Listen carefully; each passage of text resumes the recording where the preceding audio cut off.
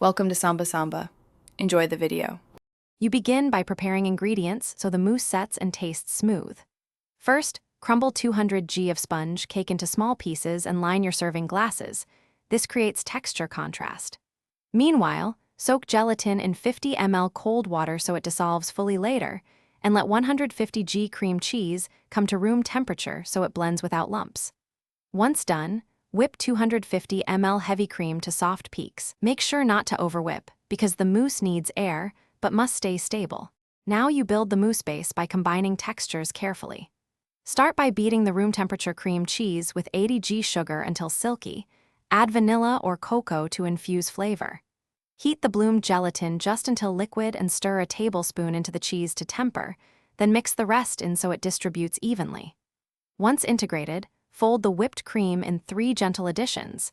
This preserves the trapped air and gives a light mouthfeel. Make sure transitions are slow and steady to avoid deflating. To finish, spoon or pipe the mousse over the crumbled cake base in your molds, leaving space for a decorative top. This layered structure gives bite and stability. Chill the assembled cups for 3–4 hours at 4 degrees C so the gelatin sets the mousse. Make sure refrigeration is steady to avoid weeping. Before serving, add reserved crumbs or fruit for contrast.